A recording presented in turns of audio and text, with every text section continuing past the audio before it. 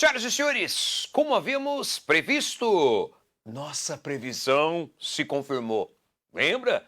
Provavelmente teremos o retorno de alguma questão sobre a ditadura civil-militar. E ela apareceu, senhoras e senhores. É aquela questão sobre o jornalista, o enterro do jornalista Vladimir Herzog. Questão que no caderno amarelo é a questão de número 56, no caderno branco é a questão de número 69, no caderno azul é a questão 70 e no caderno rosa é a questão 80. Senhoras e senhores, vamos resolver essa questão?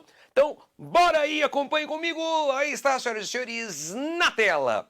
Olha só, no cemitério, a sociedade religiosa encarregada do funeral aterrorizada, olha só, senhoras e senhores, aterrorizada, apressou a cerimônia de tal forma que a mãe de Herzog, quem é Herzog? É Vladimir Herzog, senhoras e senhores, jornalista da TV Cultura, certo? Um dos principais críticos da militar, chefe de jornalismo da TV Cultura à época. Um dos grandes críticos da ditadura. E perdeu o momento em que o caixão do filho começou a ser coberto pela terra.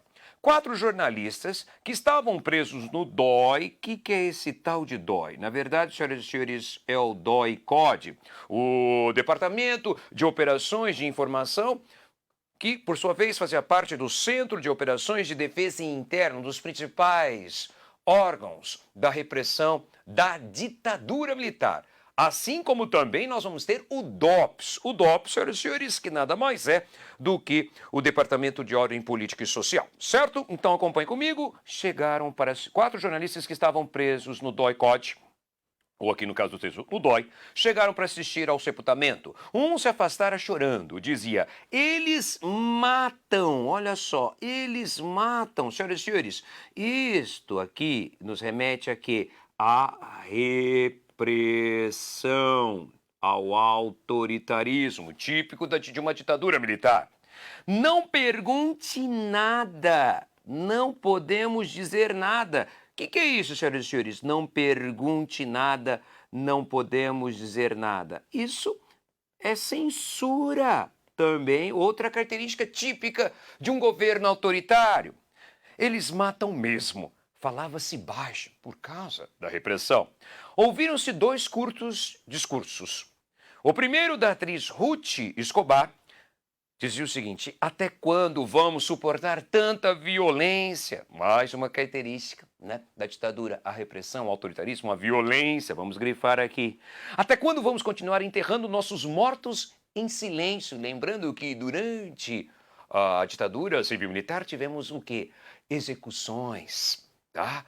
Tivemos os desaparecidos políticos, certo? Até quando vamos continuar enterrando nossos mortos em silêncio, né? Então, mortos. No segundo discurso, no caso, Audálio Dantas, o jornalista Audálio Dantas, que inclusive era presidente do Sindicato dos Jornalistas do Estado de São Paulo à época, ele diz o seguinte, ele recitou um trecho do Navio Negreiro de Castro Alves.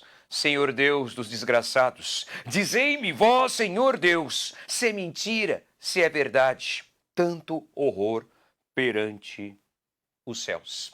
Ora, senhoras e senhores, vamos supor que você não fizesse ideia do contexto do contexto histórico desse trecho. Olha só, tá aqui, por isso que a gente sempre alerta para quê, senhoras e senhores? A gente sempre alerta para isso aqui, ó, gente, ó, ditadura, certo? É o contexto da ditadura civil-militar. É só analisarmos aqui o título da obra, né, do jornalista Hélio Gaspari, do qual foi tirado esse trecho, A Ditadura Encurralada. Ele escreveu 5 volumes sobre a ditadura. Tá? A ditadura envergonhada, a ditadura escancarada, a ditadura derrotada, a ditadura encurralada, que é este, o volume 4, e a ditadura acabada, certo? Então, você já tem aí na fonte uma dica importante, é o contexto da ditadura civil-militar no Brasil. Então vamos lá, senhoras e senhores, agora vamos aqui para as alternativas. Acompanhe comigo. Antes, o enunciado importante. O acontecimento descrito no texto, ocorrido em meados dos anos 70, para ser mais preciso, 1975, quando da morte do jornalista Vladimir Herzog, o Vlado, atesta as seguintes características do regime. Olha só, característica, tá pedindo o que para você? Vamos destacar aqui, ó. Tá pedindo o quê? Característica do regime político institucional vigente, ou seja, a característica do que, senhoras e senhores? Da ditadura, certo? Da ditadura civil-militar. Qual característica? Vamos lá? Incorporação da estética popular para justificar o ideal de integração nacional. Havia, sim, a ideia da integração nacional, inclusive por meio de construção de grandes rodovias, tá? É o programa de integração nacional, por exemplo, com a Transamazônica. Mas aqui não estamos falando de uma estética popular, certo? Para justificar o ideal de integração nacional. Alternativa B, afirmação da estratégia psicossocial. Ele não está falando aqui de uma estratégia psicossocial para favorecer o objetivo da propaganda cívica. Não estamos falando aqui da questão da propaganda cívica, como, por exemplo, aqueles como é que é? Brasil ame ou deixe, ninguém segura esse país, para frente Brasil, né? Os slogans ufanistas. Alternativa C, institucionalização de mecanismos repressivos para eliminar focos de resistência. No caso, que mecanismos são esses?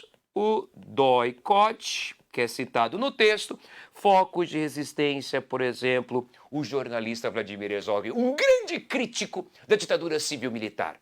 Tanto que ele foi prestar depoimento, né, prestar esclarecimentos, suas críticas no doicode, né, e alguns dias depois, ele que foi preso no doicode, alguns dias depois o DOI, né, o doicode, vai divulgar, né, a notícia de que ele tinha se enforcado nas dependências daquela instituição, daquele órgão de repressão.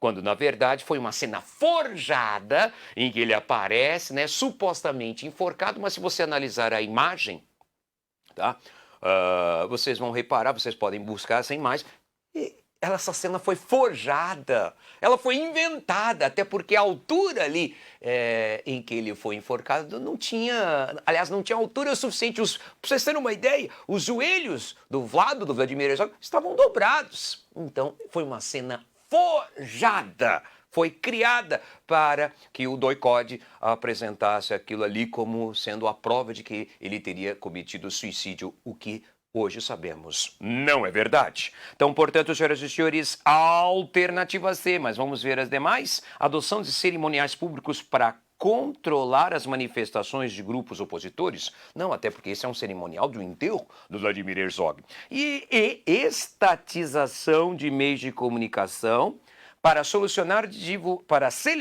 a divulgação de atos governamentais. Senhoras e senhores, tá? Não tivemos a estatização de meio de comunicação para isso. O que nós tivemos foi a censura, certo? Portanto, senhoras e senhores, como havíamos previsto, depois de um longo período aí distante do Enem, mais uma vez, agora, né, depois de um período distante do Enem, voltamos a ter questões sobre ditadura civil-militar. Aliás, uma curiosidade, tivemos em 2012, no Enem de 2012, uma questão que também falava sobre Vladimir Herzog, certo? Senhoras e senhores, essa foi a nossa resolução desta questão sobre ditadura militar, que sim, nós cravamos, nós fizemos a previsão e a questão caiu. Beleza, senhoras e senhores? É isso aí.